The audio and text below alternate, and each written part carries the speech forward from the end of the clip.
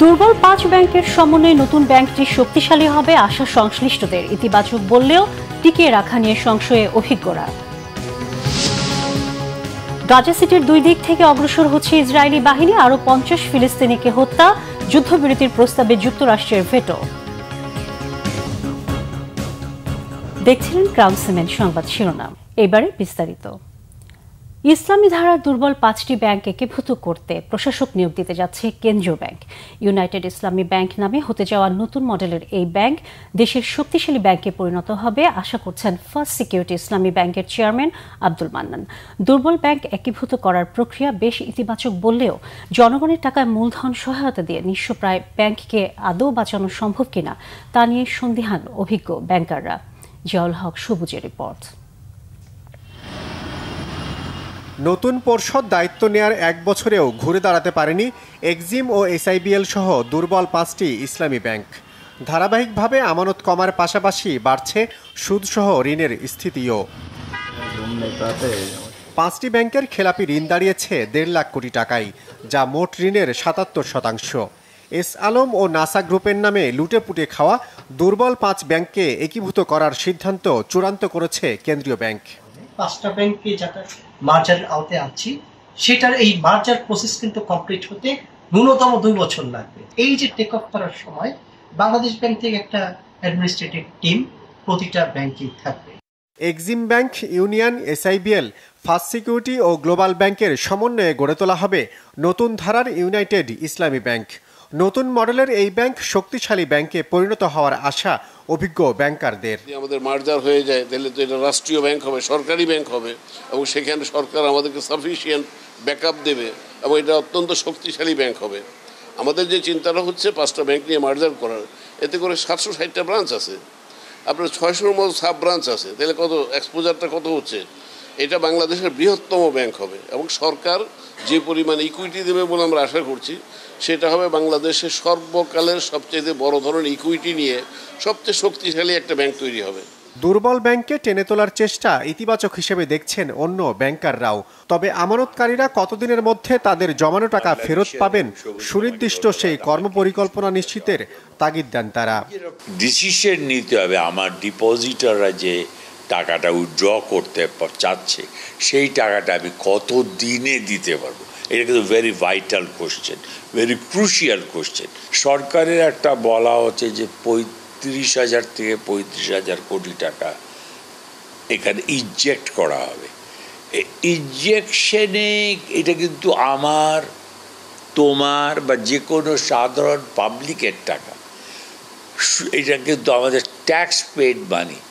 আমি কি ইনজেকশন করে ক্যাপিটাল ইনজেকশন করলেই ব্যাংকগুলি বেঁচে যাবে, এটা কোশ্চেন মার্ক থেকে যাচ্ছে। কিন্তু নতুন প্রচেষ্টা সফল করতে একীভূত করা ব্যাংকের মডেল টেকসই করে গড়ে তোলার তাগিদ দিয়েছেন বিশেষজ্ঞরা।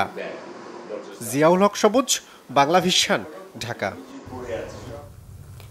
চট্টগ্রাম আঞ্চলিক মুরগি খামারের ডিম, মুরগির বাচ্চা ও মুরগির চাহিদা ব্যাপক, কিন্তু প্রতিষ্ঠার ৬৮ বছরেও যুগের সাথে তাল মিলিয়ে আধুনিকতার ছোঁয়া না লাগায় চাহিদা অনুযায়ী উৎপাদন হচ্ছে না।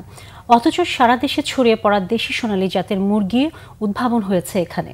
তাই এই খামার আধুনিকায়ন করে নাগরিকদের প্রোটিনের চাহিদা মেটানোর তাগিদ সংশ্লিষ্টদের। চট্টগ্রাম থেকে নাসির উদ্দিনের রিপোর্ট, ক্যামেরায় ছিলেন সাইফুল ইসলাম।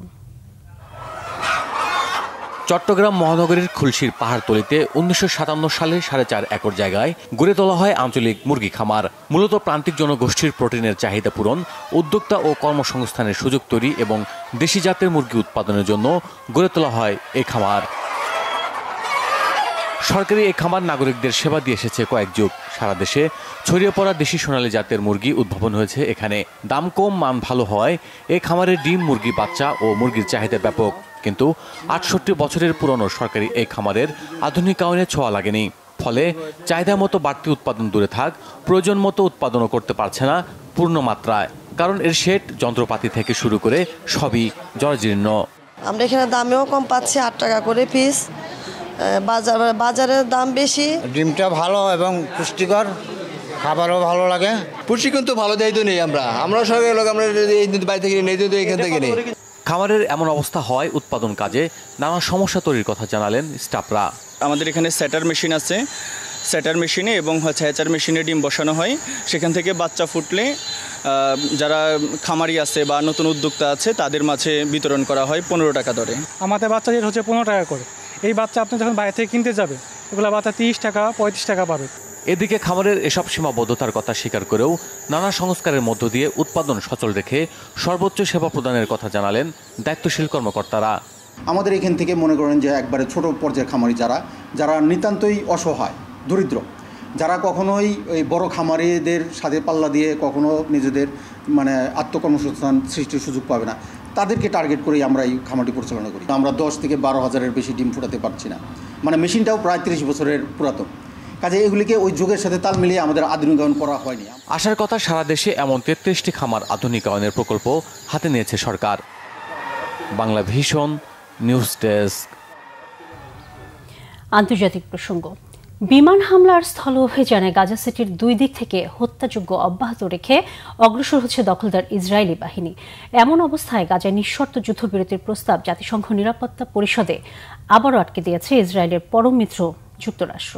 নিরাপত্তা পরিষদে বৃহস্পতিবারের বৈঠকে পেশ করা খসড়া প্রস্তাবে গাজায় অবিলম্বে নিঃশর্ত ও স্থায়ী যুদ্ধবিরতির কথা বলা হয়েছিল। সেই সাথে অবরুদ্ধ গাজা ভূখণ্ড থেকে ইসরায়েলের সব নিষেধাজ্ঞা প্রত্যাহার, সেখানে অবাধ ত্রাণ সরবরাহ আর গাজায় জিম্মি ইসরায়েলিদের অবিলম্বে সসম্মানে মুক্তির শর্তও ছিল। খসড়াটি 15 সদস্যের নিরাপত্তা পরিষদের নির্বাচিত 10 সদস্য দেশ উত্থাপন করে। যুক্তরাষ্ট্র ছাড়া সব সদস্যর পক্ষে ভোট দিয়েছে। গাজায় যুদ্ধবিরতির প্রস্তাবে এ নিয়ে 6 বার ভেটো দিল যুক্তরাষ্ট্র। এদিকে গাজা সিটি দখলের উন্মাদনায় ব্যাপক বিমান হামলার পাশাপাশি শুরু হওয়া স্থল অভিযান আর বিস্ফোরকবাহী রোবট দিয়ে ফিলিস্তিনিদের উপর হামলা তীব্রতর করছে দখলদার বাহিনী। বৃহস্পতিবার 24 ঘণ্টায় শহরটিতে অন্তত 40 জন আর সম্পূর্ণ গাজায় কমপক্ষে 50 জনকে হত্যা করা হয়। আতঙ্কে গাজা সিটি থেকে পালাতে থাকা বাস্তুচ্যুত ফিলিস্তিনিদের লক্ষ্য করেও হামলা চালাচ্ছে ইসরায়েলি সেনারা। আলাদা ঘটনায় দখলদার 4 সেনা নিহতের তথ্য জানিয়েছে ইসরায়েলের সেনা মুখপাত্র। এর মধ্যে 2 সেনা পশ্চিম তীর লাগোয়া জর্ডান সীমান্তে বন্দুক হামলায় নিহত হয়। পাল্টা গুলিতে নিহত হয়েছে হামলাকারী। কঠোর অনুশাসনের ধারাবাহিকতায় এবার আফগানিস্তানের সব বিশ্ববিদ্যালয়ে নারীদের লেখা সব বই নিষিদ্ধ করেছে তালিবান সরকার। সেই সাথে 18টি বিষয়ে পড়ানো বন্ধের নির্দেশনা দেওয়া হয়েছে। ইন্টারনেট সেবায় নিষেধাজ্ঞার রেশ না যেতেই নতুন এই বিধিনিষেধ আরোপ করল তালিবান সরকার। নয়া এই নিষেধাজ্ঞার কারণে বিশ্ববিদ্যালয়ের পাঠ্য তালিকায় থাকা safety in the chemical laboratory সহ 140টি বই আর পড়ানো যাবে না। শরিয়া আইন ও তালিবানদের নীতির সাথে সাংঘর্ষিক হওয়ায় অজুহাতে 680টি বইয়ের নিষেধাজ্ঞা দেওয়ার জন্য পর্যালোচনার তালিকায় রাখা হয়েছে। এছাড়া নিষেধাজ্ঞার তালিকায় থাকা 18টি বিষয়ের মধ্যে মানবাধিকার, যৌন নির্যাতন, নারী উন্নয়ন, লিঙ্গ সমতা উন্নয়নের মতো নারীবাদী অন্তত 6টি বিষয় রয়েছে। সরকারি বিবৃতিতে বলা হয়েছে, আফগানিস্তানের সংস্কৃতি আর ইসলামী আইনের সাথে সাংঘর্ষিক নয় এমন নারী অধিকারের পক্ষে তালিবান সরকার। গত 17 সেপ্টেম্বর উত্তর আফগানিস্তানে ইন্টারনেট সেবায় নিষেধাজ্ঞা দিয়েছে স্থানীয় প্রশাসন। 2021 সালে তালিবান সরকার ক্ষমতায় আসার পর এই প্রথম এমন পদক্ষেপ নেওয়া হলো। দর্শক, এই ছিল এখনকার মতো। পরের সংবাদ দুপুর 2টায়, এর আগে দুপুর 1টায় রয়েছে নিউজ টপ 10 দেখার আমন্ত্রণ রইল। এছাড়া বাংলা ভিশন সংবাদ ও সংবাদ সংশ্লিষ্ট অনুষ্ঠান দেখতে ভিজিট করুন www.pbnews24.com ও facebook.com/banglavisionnews এবং সাবস্ক্রাইব করুন youtube.com/banglavisionnews। এতক্ষণ সাথে থাকার জন্য ধন্যবাদ সবাইকে।